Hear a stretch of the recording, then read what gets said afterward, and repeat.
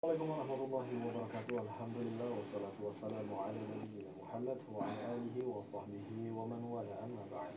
Akhwatal Islam azani Allah wa iyyakum. Sahabat rahimani wa rahimakumullah. 101.8 Videobase Muslim. Jumpa lagi kita di kesempatan malam yang berbahagia ini dalam program Kajian Islam Ilmiah. Seperti biasa, kami hadir menyapa sahabat roja untuk mendengarkan kajian Islam Ilmiah bersama guru kita yaitu Ustaz Salahuddin Al-Ayyubi dengan pembahasan kitab Al-Arba'in An-Nawawiyah, dan kita memasuki bab hati-hati dengan syubhat.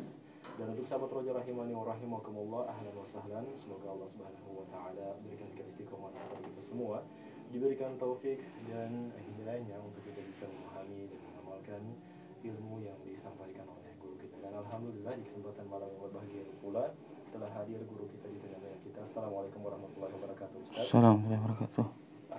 Ahlan wa Ahlan khair. Kesehatan selalu kepada kita semua karena pandemi seperti ini. Dan untuk mempersingkat waktu ini pada Islam azan ya Allah wa yakum, langsung saja kita dengarkan pemaparan dari guru kita dan Ustaz. Silakan. Fadhil Ustaz. Baik. Bismillahirrahmanirrahim. Assalamualaikum warahmatullahi wabarakatuh. Alhamdulillahilladzi arsala rasulahu bil huda wa dinil haqq liyudhhirahu 'ala ad-dini kullihi wa kafa billahi shahida. Asyhadu an la ilaha illallah wahdahu la syarika lah iqraran bihi wa tauhidan wa asyhadu anna Muhammadan abduhu wa rasuluhu sallallahu alaihi wa ala alihi wa ashabihi wa sallama tasliman mazida, amma ba'd. Segala puji bagi Allah yang telah melimpahkan nikmat dan karunia dan beserta hidayahnya sehingga kita diberi kesempatan untuk berjumpa lagi, saling mengingatkan. Fadzakir fa inna dzikra tanfa'ul mu'minin. Saling mengingatlah kalian karena sungguhnya memberi peringatan itu, mengingatkan adalah bermanfaat bagi kaum mukminin. Kemarin kita telah menjelaskan yakni hadis al-khamis, hadis yang kelima, yakni yang dibahas tentang apa itu definisi bid'ah ya secara dasar. Sekarang kita berpindah ke al-hadis as-sadis, hadis yang ke-6 dari Nu'man bin Bashir radhiyallahu taala anhuma, dari Nu'man bin Bashir radhiyallahu anhuma, qala sami'tu Rasulullah sallallahu alaihi wasallam yaqul, beliau berkata, saya mendengar Rasulullah sallallahu alaihi wasallam bersabda, innal halala bayyin wa innal harama bayyin.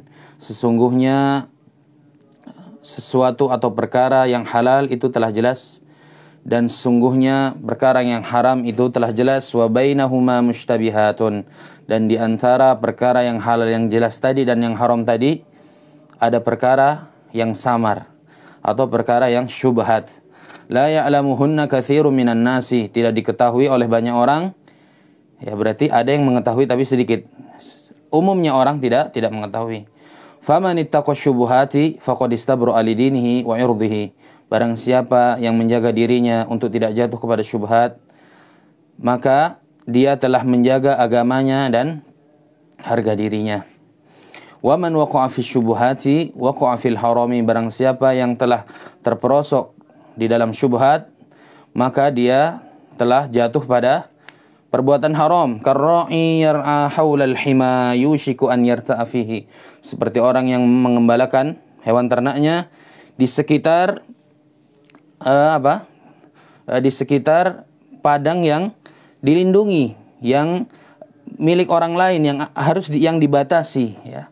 Yushiku an yarta'a fihi, yang sampai-sampai itu menjerumuskannya, yang sampai-sampai hewan tersebut menembusnya batasan-batasan tersebut.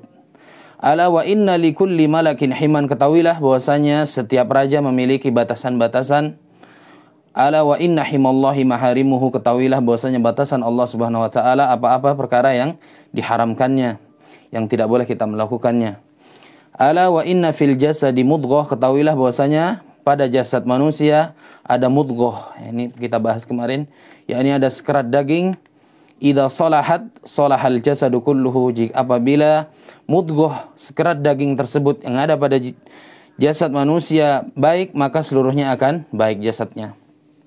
Wa idza fasadat fasadal jasadu kulluhu. Apabila mudghah tersebut, daging tersebut rusak, ya, maka seluruhnya jasad tersebut akan rusak. Ala wahia, apakah itu? Itu adalah apa? Al-qalbu, ya, yakni jantung, ya, atau hati. Nah, dalam arti bahasa Indonesia apa? Jantung. Rawahu al-Bukhari wa Muslim, riwayat Bukhari dan Muslim. Taib, sebelum kita menjelaskan isi makna hadis tersebut, saya akan menjelaskan siapa An-Nu'man bin Bashir. Ini sahabat dari kalangan yang muda, ya, sigharus sahabah. Ya, paling mudanya, paling kecilnya sahabat. Dia mendengar hadis ini dari Rasul SAW pada umur 8 bulan ke bawah, ya. Jadi, beliau mendengar hadis ini pada umur 8 bulan ke bawah. Dan beliau menyampaikan hadis ini ketika beliau sudah beranjak dewasa dan menjadi gubernur Kufah dan Hims ketika itu. Sampai-sampai ketika beliau membawakan hadis ini, beliau menunjukkan telinganya. Sami'tu, saya mendengar. Jadi mendengar langsung. Jadi mendengar langsung dari Rasul SAW, ya. Jadi mendengar langsung dari Rasul sallallahu alaihi wasallam. Itu ada sahabat bernama Nu'man bin Bashir radhiyallahu taala anhuma. Innal halala bayyinun wa innal harama bayyinun, ya. Sesungguhnya perkara yang halal itu telah jelas dan sesungguhnya perkara yang haram juga telah jelas. Kama fi qoulihi ta'ala, ya, seperti yang difirmankan oleh Allah Subhanahu wa taala dalam surat Al-Maidah, uhillat lakum bahimatul an'ami, ya. Allah telah memberikan kehalalan bagi kalian terhadap hewan-hewan ternak. Allah halalkan hewan-hewan ternak bagi kalian berupa sapi, berupa ayam, berupa kambing, domba, ya. Dan ini jelas, nasnya jelas bahwasanya itu halal. Dan juga Allah juga berfirman, wa ahallallahu al-bai'a, dan Allah telah menghalalkan jual beli. Di sini jelas, nasnya jelas bahwasanya kehalalan dari jual beli, kehalalan dari hewan ternak tersebut itu nas halalnya itu jelas, ya. Fal bai'u halalun, dan jual beli itu halal, kata Syekh Shalih Fauzan, ma lam yashtamil ala gharar au ghish au khida, selama tidak termasuk di dalamnya gharar, ya, au ghish, kecurangan, gharar, ya, ketidakjelasan, au khida, ada makar di situ.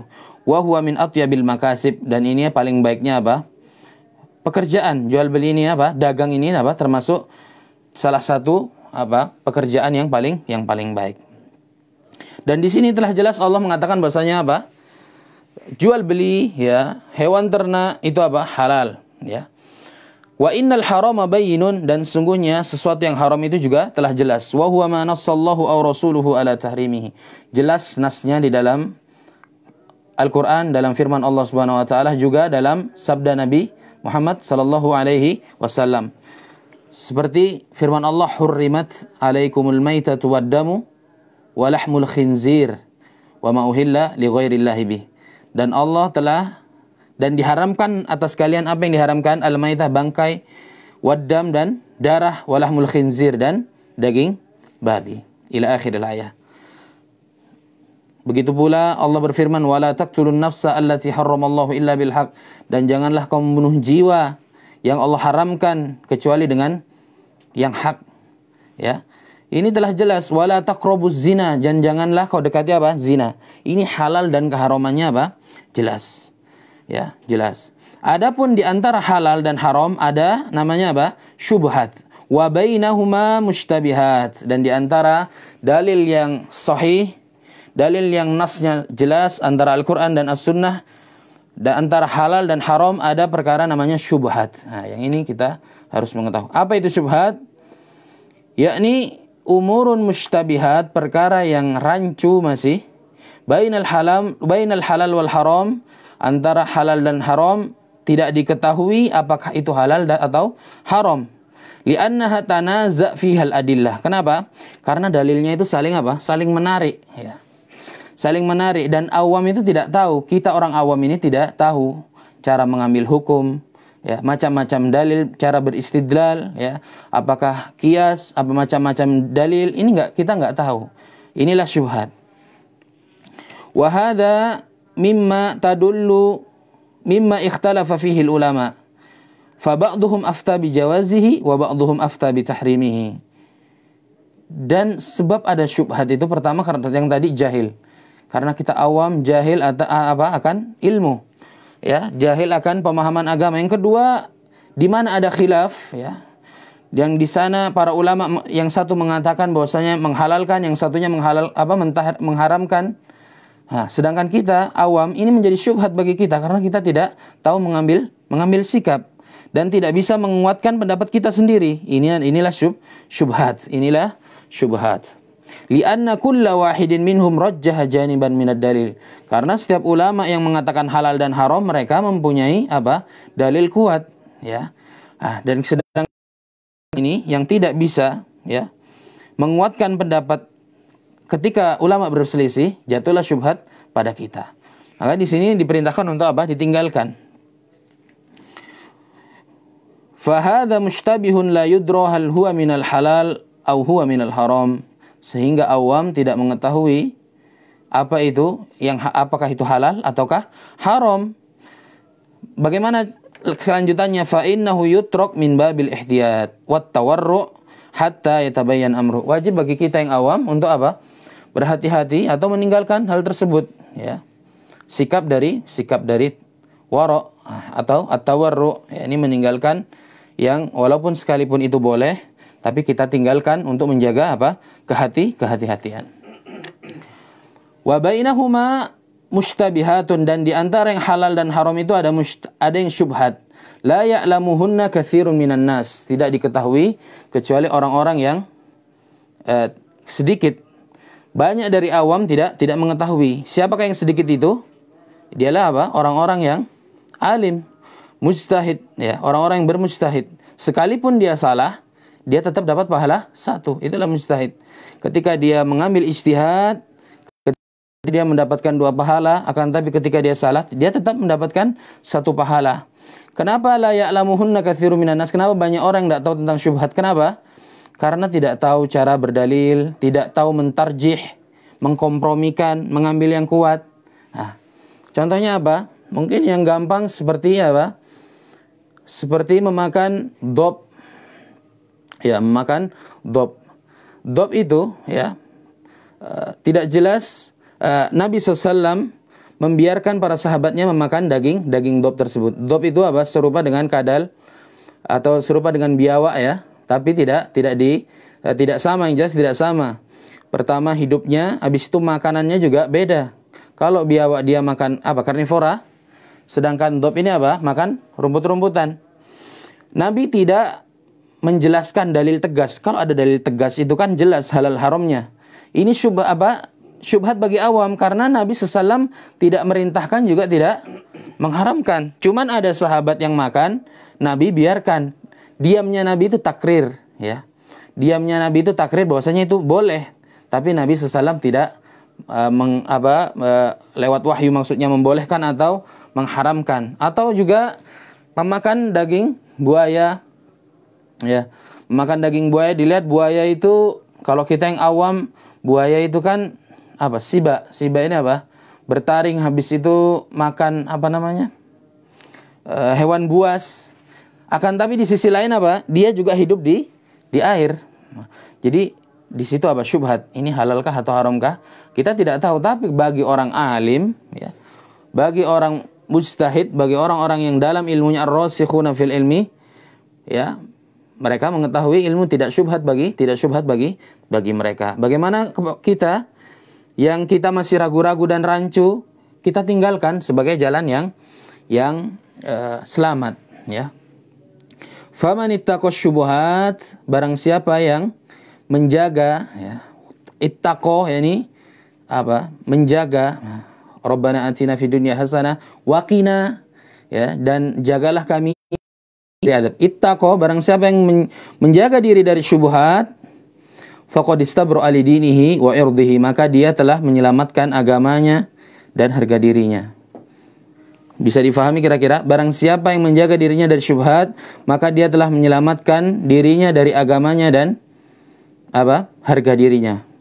Jadi ada 2. Pertama, kalau kita meninggalkan syubhat, kita mensucikan agama ini yang telah lengkap. Sudah apa? Sudah lengkap semuanya. Sudah sempurna. Al-yauma akmaltu lakum dinakum wa atmamtu alaikum ni'mati wa raditu lakumul Islam madina. Pada hari ini aku sempurnakan agama kalian. Tidak ada yang ragu. Yang ragu itu, yang syubhat itu bagi kita yang awam. Maka kalau kita sudah berlepas dari syubhat, maka agama ini apa? Akan suci dari kejahilan kita. Tidak ada lagi yang syubhat, ya. Kedua, wa taharatul irdi, membersihkan diri kita dari harga diri kita. Ya, kita berlepas diri dari misalnya mencari rezeki dari pekerjaan yang syubhat, makan makanan syubhat. Ketika kita meninggalkan hal itu, maka kita akan lepas dari celaan manusia. Jadi ada dua faedah tadi. Barang siapa yang meninggalkan syubhat, maka agamanya, dia telah menyelamatkan agama dan dirinya sendiri, ya. Maka dia telah menyelamatkan agamanya dan dirinya sendiri. Wa man waqa'a fi syubuhati waqa'a fil harami. Barang siapa yang sudah terlanjur jatuh pada syubhat, maka dia telah terjatuh pada sesuatu yang haram. Ya, maka dia telah terjatuh pada sesuatu yang haram karena terlalu bermudah-mudahan pada hal syubhat. Yang dibahas oleh ulama, ya, dalam perkara syubhat, yakni banyak dijual beli, ya, atau ya jual beli, ya, mencari rezeki itu banyak. Nikah ini syubhatnya sangat banyak. Contoh misalnya bagaimana hukum kita misalnya jual beli atau menerima hadiah dari yang orang pekerjaannya itu campur. Misalnya dia di satu sisi dia mencari rezeki, dia pegawai bank konvensional yang ribawi, ya jelas ribanya. Akan tapi dia juga mempunyai kos-kosan, mempunyai kontrakan, atau mempunyai kerjaan lain yang halal. Jadi tercampur antara halal dan haram. Atau misalnya ada penjudi, dia terkenal penjudi, ya, dia rezekinya juga salah satu dari penjudi, yakni haram. Akan tapi dia juga mempunyai pekerjaan yang halal. Misalnya dia punya toko bangunan atau yang lain. Ini bagaimana? Kalau kita orang awam, bagaimana? Apakah kita boleh jual beli kepada mereka atau menerima hadiah? Singkatnya seperti ini. Salah satu pendapatnya, yang pertama dilihat dominan mana, halal atau haramnya. Kalau halalnya dominan, pekerjaannya dia suksesnya di pekerjaan yang halal, maka boleh kita terima hadiah atau kita ditawari makan. Itu kalau kita yakin. Itu kembali ke kita sih. Tapi kalau kita yakin itu banyak haramnya, memang dia kayanya itu lewat judi, terkenal sabung ayam dan lain-lain, itu wajib kita tinggalkan.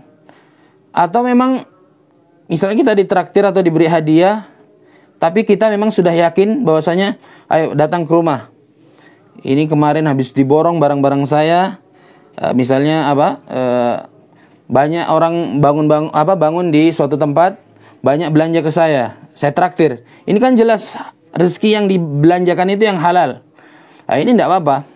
Yang kedua, pendapat mengatakan bahwasanya apabila masih bercampur antara rezeki yang halal dan yang haram, ya, maka tidak apa-apa. Maka tidak apa-apa karena perkaranya itu, misalnya orang bekerja di bank konvensional yang di situ riba, atau kerja dia sebagai penjudi, itu haram bagi dia, pelaku riba. Tapi kalau sebagai kita yang diberi hadiah, tidak ada efeknya karena kita cuma menerima hadiah, ya.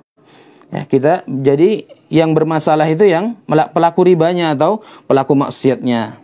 Yang keempat, bolehnya mutlak, atau yang ketiga bolehnya mutlak. Ini seperti pendapat yang dibawakan oleh Abdullah bin Mas'ud. Jadi walaupun banyak atau bahkan pekerjaannya itu haram, ya, itu masih boleh kita terima hadiahnya.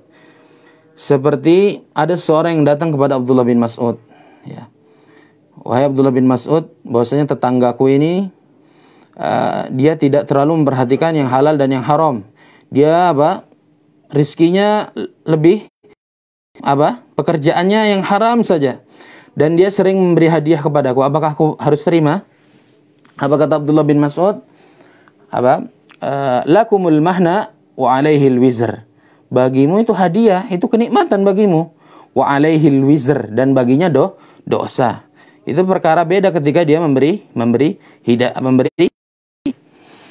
Adapun dosanya ya kembali ke dirinya. Adapun di mana ulama yang menguatkan, banyak menguatkan, yakni kesimpulannya barang siapa yang tercampur antara halal dan pekerjaan halal dan haram, ya, masih bercampur ya antara yang halal dan haram, itu dibolehkan. Ini yang pendapat yang terkuat. Seperti Nabi SAW ketika mereka bermuamalah, atau para sahabat Nabi dan Nabi SAW bermuamalah bersama siapa? Orang-orang Yahudi. Karena orang-orang Yahudi ini dikenal apa? Pemakan riba. Akaluna lis-suhti dalam Al-Quran. Mereka itu pemakan riba, ya. Akan tetapi muamalah mereka itu tercampur antara yang halal dan haram. Itu Yahudi pada zaman Nabi. Sampai-sampai Nabi ketika masa sulitnya Nabi SAW, Nabi itu menggadaikan baju besinya, ya. Menggadaikan baju besinya untuk untuk makan, sampai-sampai ketika Nabi wafat belum sampai terbayar baju besi tersebut. Di sini bagi ulama, bagi orang alim, ini dia bisa mengambil kesimpulan, bisa berdalil, melihat mana yang kuat, mengkompromikan. Ini tidak ada syubhat.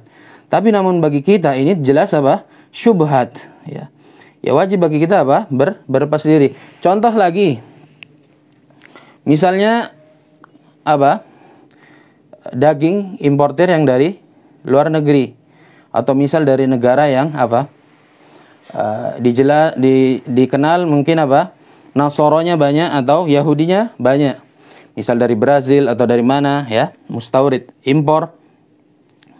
Ulama bersepakat bahwasanya sesembelihan ahlul kitab itu halal dimakan. Ahlul kitab yang ini Yahudi dan Nasara. Wa ta'amul ladzina utul kitaba hillul lakum wa ta'amukum hillul lahunna. Ya, makanan kalian, ya, makanan orang-orang yang utul kitab, ahlul kitab itu halal bagi kalian, ya. Sesembelihannya mereka halal, hukum asalnya halal. Akan tetapi yang menjadi syubhat itu bagi kita caranya. Terkadang mereka aja makanan-makanan yang haram, cara mereka dengan cara ditusuk, dibakar. Bahkan simpelnya kalau sempat itu tersebar video sapi itu bagaimana tidak disembelih dengan cara yang benar, dilempar hidup-hidup. Ya, caranya tidak islami. Nah, ini yang menjadi menjadi syubhat. Menjadi syubhat. Maka dari situ, wa man waqa'a fi syubhati waqa'a fil harami. Barang siapa yang ia telah terjatuh pada hal syubhat, terjerumus dalam hal syubhat, waqa'a fil harami, maka dia telah terjatuh pada hal yang haram. Syekh Fauzan berkata, idza tasahalta fil mushtabihati dan apabila kalian bermudah-mudahan dalam hal syubhat dan kalian mengambil perkara tersebut dan berkata, madama fihi khilaf fala ba'sa fiha. Selama ada khilaf kan tidak apa-apa syubhat itu diambil. Fahadha yajurruka ila an taqa'a fil haram. Ini malah yang menjerumuskan kita kepada yang haram. Iya kalau kita tahu itu halal atau haram. Kalau haram, malah kita terjerumus kepada yang haram. Li'annaka idza tasahalta fil mushtabihat tasahalta fil haram as-sharih. Karena kalau sudah terbiasa bermudah-mudahan dalam perkara syubhat, maka juga terbiasa nanti dalam perkara yang haram yang soreh. Misalnya nanti biasa riba, jelas-jelas haramnya, dia bermudah-mudahan di situ karena sudah terbiasa. Wa hadza khatarun azim, dan ini kecelakaan yang besar, musibah yang besar. Dan orang manusia apabila dia berbeda pendapat,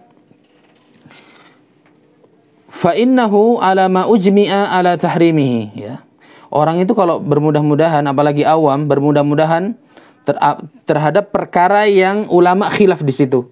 Jadi syubhatlah, fa innahu yatajarra ala ma ujmi'a ala tahrimihi. Yang pertama itu akibatnya maka orang tersebut akan terhempas terjatuh pada perkara yang haram yang disepakati, yang sore.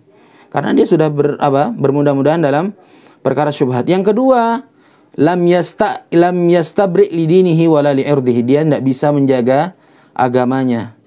Ya, dia tidak bisa menjaga agamanya dari kekotoran-kotoran haram tersebut, dan juga tidak bisa menjaga dirinya atas perbuatan haram tersebut. Akhirnya dia apa? Jatuh pada perbuatan haram, bukan lagi syubhat, perbuatan haram. Fal insanu idza arada an yamurra min tariqin la yadri hal huwa amin wa khalid min qutta'it turuq wa minas sibai amla. Orang kalau dia berjalan ya di suatu tempat, di hutan misalnya, dia tidak tahu jalan yang ke kanan atau yang ke kiri. Misalnya yang kanan, dia tidak tahu ini aman atau kosong dari apa? Begal. Atau misalnya kosong dari perampok atau hewan buas. Apa yang kita lakukan? Fa innahu yatajannabuhu listibahi amrihi alaihi. Ini kan masih syubhat ini. Ini jalan selamat atau enggak kita sih? Mending kita cari jalan yang jelas-jelas saja, atau tidak kita enggak usah jalan. Kan begitu. Ini perkara dunia lah ya. Wahtimali an yakuna ghairu amil. Dan jangan-jangan jalan yang baru yang kita nggak bisa lewati itu malah lebih cenderung nggak aman kalau kita nggak yakin, kan gitu. Kita dihadapkan jalan, kita sudah lewat situ, tapi kita bertanya-tanya, ini jalan aman atau tidak? Malah cenderung nggak aman. Mending kita mundur atau cari yang benar-benar jalan yang apa? Yang aman. Ya. Ini perkara dunia. Bagaimana dengan perkara agama yang kita harus hati-hati. Setiap amal yang kita lakukan akan ditanyakan kebenarannya ya. Makanya Imam Ahmad rahimahullah taala berkata, agama ini terkumpul dari 3 hadis. Yang pertama dalam kitab Arba'in Nawawi. Yang pertama innamal a'malu binniyat. Yang pertama ada 3. Innamal a'malu binniyat, sungguhnya apa? Perbuatan itu tergantung niatnya. Niat kita pertama ibadah ikhlas karena Allah taala ya. Ini amalan batin yang harus apabila kita ibadah harus ada niat yang ikhlas ini. Ya, syarat diterimanya ibadah. Yang kedua, hadis tentang menjauhi perkara bid'ah. Apa? Man ahdatsa fi amrina hadza ma laysa min fa huwa rad. Barang siapa ya, yang membuat perkara-perkara baru dalam agama yang tidak ada apa? Perintahku atau perkara agama di situ, maka apa? akan tertolak. Yang kedua, ini amalan zahir ya. Barang siapa yang dia ikhlas saja tapi tidak sesuai dengan tuntunan Nabi SAW dalam ibadah, maka apa? Akan tertolak. Yang ketiga, ini perkara halal dan haram amalan kita, agar kita tidak terjatuh dalam syubhat. Jadi memang agama itu terporos dari 3 perkara ini. Niat yang ikhlas, amalan sesunnah, amal yang jelas halal dan haramnya, dan tidak terjatuh dalam syubhat. Ya. Ini apa? Ini memberikan gambaran syubhat yang apa? Yang belum jelas. Akhirnya diberi contoh yang jelas. Karra'i yar'a haulal hima yushiku an yarta'a fihi. Seperti orang yang apa? Mengembalakan hewan ternaknya di dekat apa? Sekitaran lapang yang milik orang lain ya, yang ada batasan-batasan yang ketika masuk terperosok di sana orang kambing tersebut, hewan tersebut maka apa? Makan hal-hal yang haram. Inilah syubhat sama seperti ini ya. Akan tapi coba dia membawa hewan ternaknya jauh dari tempat yang terlarang tersebut, maka apa?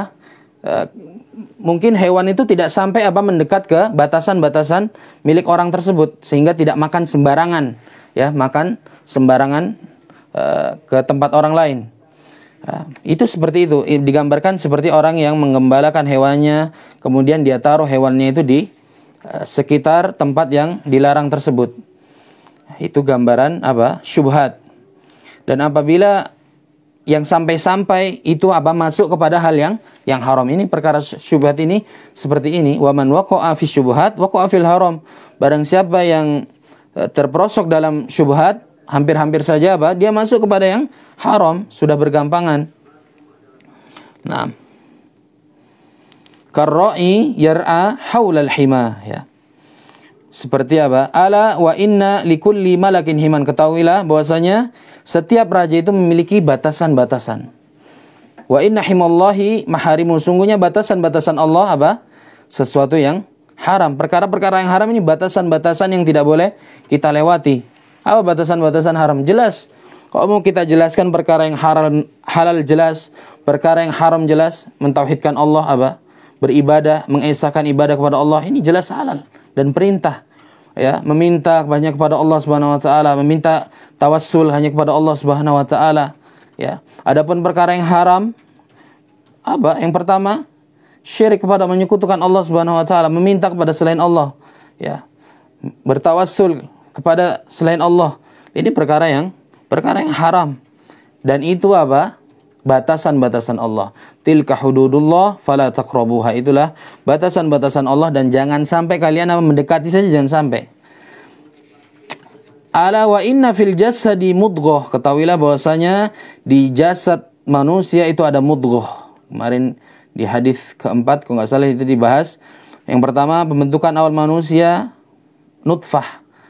Nutfah bertempurnya apa? Bertemunya sel laki-laki dan perempuan, kemudian alaqah, ya, darah. Mudghah, mudghah ini sekerat daging. Ketahuilah bahwasanya di setiap jasad itu ada mudghah, yakni apa? Sekerat daging. Ya. Idza salahat salahal jasadu kulluh. Apabila baik apa? Daging tersebut, maka baik seluruh jasadnya. Maksudnya baik di sini apa? Salahat bi khaufillahi ta'ala. Baik karena takut kepada Allah Subhanahu wa taala. Baik karena melakukan ketaatan kepada Allah Subhanahu wa taala, takut akan Allah Subhanahu wa taala. Yang kedua, wa khasyatihi, ya.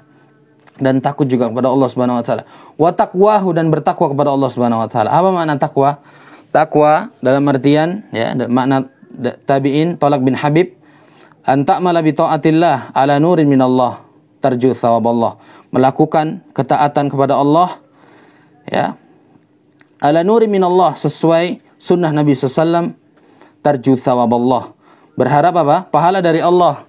Yang kedua makna takwa, an tatruka maksiat Allah, meninggalkan maksiat Allah Subhanahu wa taala, ala nurin minallah, sesuai sunnah Nabi SAW, ya, meninggalkan perkara-perkara yang haram, takhafu iqaballah, takut atas hukuman Allah Subhanahu wa taala. Ini makna takwa yang bagus. Apa? Dari Thalaq bin Habib. Takwa, jadi hati yang bagus itu hati yang takut kepada Allah, ya. Takut apa? Cinta kepada Allah, ya. Tidak menyekutukan Allah, itu hati yang baik. Wa idza fasadat, dan hati yang buruk, falam takhsyallah, tidak takut kepada Allah, walam tuhibbuhu, tidak mencintainya. Fa innal jasad yafsad. Kalau sudah hatinya sudah jelek, sudah buruk, maka jasadnya juga buruk. Li'annal qalba huwa malikul jasad. Karena hati itu apa? Rajanya jasad. Wa idza salahal malik salahatir ra'iyah. Apabila rajanya baik, maka rakyatnya juga apa? Baik. Wa idza fasadal malik fasadatir ra'iyah. Dan begitu pula sebaliknya. Fa'alal muslim an yas'alallah salaha qalbihi. Wajib bagi kita seorang muslim meminta kebaikan hati kita. Ini juga bukan karena kita juga harus meminta kepada Allah Subhanahu wa taala. Li'annahu idza salaha qalbuhu salahat umuru kulluha. Kalau hati ini sudah apa? Baik, maka perkara-perkara urusan kita pasti juga akan baik. Wa idza fasada qalbuhu fasadat umuru kullaha. Maka begitu pula ketika hati itu buruk, maka perkara semua maka akan buruk. Apa yang membuat hati itu apa? Jelek, buruk? Maksiat kepada Allah Subhanahu wa taala. Apa? Maksiat kepada Allah, tidak teguh terhadap sunnah, ya, menoleh ke kanan dan ke kiri, tidak teguh di atas sunnah. Maka Nabi SAW meminta apa? Berdoa kepada Allah Subhanahu wa taala, ya muqallibal qulub, tsabbit qalbi ala dini. Karena hati itu apa? Di antara jari jemari Allah Subhanahu wa taala. Kalau Allah ingin membalikkan hati suatu hamba, maka Allah akan membalikkannya. Ya. Maka bagi seorang manusia muslim an yas'alallahu an yahdiya qalbahu, minta diberi hatinya hidayah, dan juga meminta agar dijauhkan dari apa-apa yang merusak hati. Li'annal qalba yafsad bisyubuhat wal ma'asi wa biaklil haram. Ini yang merusak apa? Hati. Yang pertama, syubhat. Perkara yang masih jelas-jelas, masih samar-samar, rancu, syak, ada keraguan di dalamnya. Wal ma'asi, dan maksiat-maksiat itu menghitamkan hati kita, ya. Seorang manusia, seorang hamba apabila dia berdosa, nukitat nuktatun sauda, maka akan muncul noda hitam. Dan ketika maksiatnya bertambah, maka pasti akan sampai menghitam hatinya. Makanya sampai orang-orang yang sering melakukan maksiat, awalnya mungkin dia nyoba-nyoba buka situs yang dilarang oleh Allah Subhanahu wa taala. Awal-awal dia masih malu. Awal-awal dia masih malu. Akan tapi besok ada kesempatan lagi dia buka, dia tidak ingat Allah Subhanahu wa taala dalam kesendiriannya, dia buka lagi, ya. Dia buka lagi, mulai malunya hilang. Makanya maksiat itu menghilangkan rasa malu. Menghilangkan rasa malu. Menghilangkan takut kita kepada Allah Subhanahu wa taala. Biasanya bangun malam, baca terjemah Al-Qur'an, menangis, ya. Menangis karena nikmat Allah Subhanahu wa taala, keagungan Allah Subhanahu wa taala. Semenjak dia bermaksiat, susah dia untuk menangis. Susah untuk hatinya bergetar karena mendengar firman Allah Subhanahu wa taala. Ini berpengaruh maksiat. Yang ketiga, wa bi aklil haram, dengan makanan-makanan yang haram. Ini hati menjadi rusak, ya. Fal ma'asi bi jami'i anwa'iha tufsidul qulub. Maksiat dengan segala macamnya bisa merusak hati. An-nadhru ilal haram, melihat hal yang haram, wastima'il haram, mendengarkan hal yang haram, ya. Kullu hadza yufsidul qalb. Ini semua bisa merusak hati lewat pendengaran, lewat mata, lewat jalan kaki kita menuju tempat maksiat. Ini bisa merusak hati, ya. Makanya kita kadang malas beribadah kalau sudah bermaksiat. Fa idza nadhara al-insanu ilal haram fasada qalbuhu. Apabila orang itu telah melihat sesuatu yang haram, maka hatinya telah rusak. Itu ada penolakan sebetulnya. Itu ada penolakan sebetulnya dalam hatinya ketika dia beriman. Pasti ada penolakan. Dan jangan beralasan ini takdir saya sudah ini melihat hal yang haram. Jangan sekali-kali seperti itu, ya. Karena itu kita diberi pilihan, mau lihat atau tidak, mau bermaksiat atau tidak. Dan Allah ancam dalam Al-Quran, dan Allah beri pahala bagi orang yang takut dalam kesendirian ketika bermaksiat. Wa idza istama'a ilal ghina wal mazamir wa alatil lahwi fasada qalbuhu. Ketika dia mendengarkan lagu, ya, mendengarkan seruling-seruling dan yang lain-lainnya, maka pasti akan rusak hatinya. Jika makanan-makanan haram, bukan hanya pada diri kita, pada anak-anak kita, ya. Bahkan seorang ulama mengatakan apabila ketika kita bermaksiat atau ketika kita memberikan makanan yang haram kepada anak dan istri kita, maka telah tampak perubahan dalam akhlaknya atau dalam sikapnya kepada kita. Berarti kita telah melakukan maksiat. Bahkan sampai tikus yang masuk ke dalam rumah, dahulu saking hati-hatinya seorang ulama itu, hati-hatinya seorang sahabat, ini mungkin sebab dari maksiat kita kepada Allah. Ketika istri kita membentak, ketika anak kita tidak mendengar, ini bisa jadi karena maksiat yang kita lakukan. Fal insanu ya'malul asbab allati yasluhu biha qalbuhu. Kita juga cuma bisa mengambil sebab yang hati kita menjadi baik. Amma husulus shalah, adapun kebaikan hati kita ini di tangan Allah Subhanahu wa taala, ya. Maka dari itu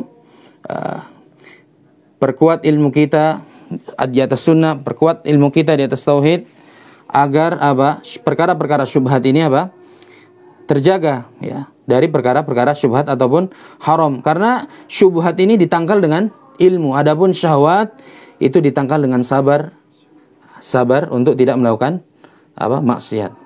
Mungkin ini saja yang bisa saya sampaikan. Mungkin kurang lebihnya saya minta maaf. Kita akhiri mungkin. Wassalamualaikum warahmatullahi wabarakatuh.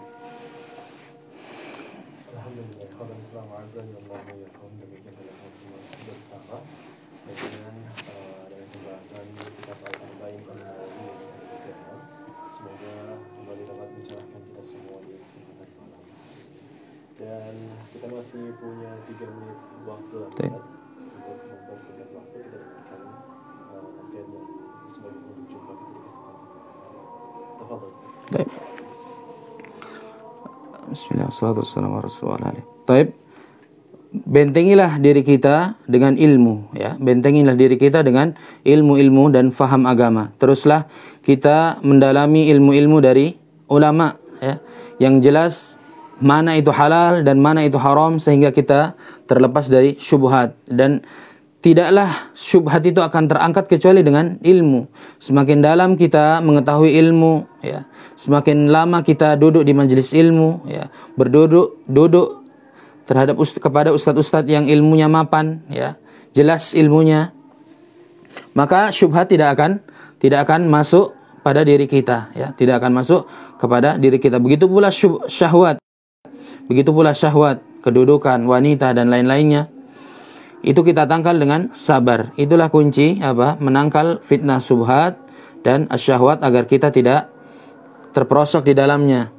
Dan apabila kita sudah mencicipi manisnya syubhat dengan dalih itu khilaf, dan khilaf ulama itu kan boleh diambil dan demikian.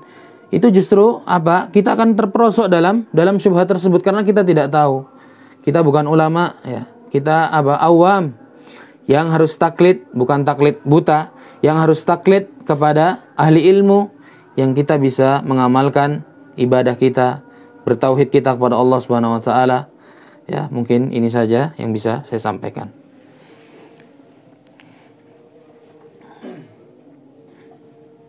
Alhamdulillah, khatir Islam wa azan ya Allah wa yakum dari guru kita yang Ustaz Ta'ala, semoga bermanfaat dan dari para pendengar semuanya. Dan jazakumullahu khairan, barakallahu fiik kepada Ustaz yang telah menyampaikan materi di kesempatan malam hari ini.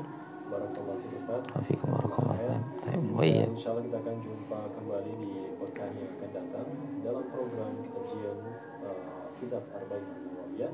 Tentunya jangan kemana-mana, stay tune di 101.8. Kita dengarkan beberapa jeda dan juga beberapa dari mutiara salaf.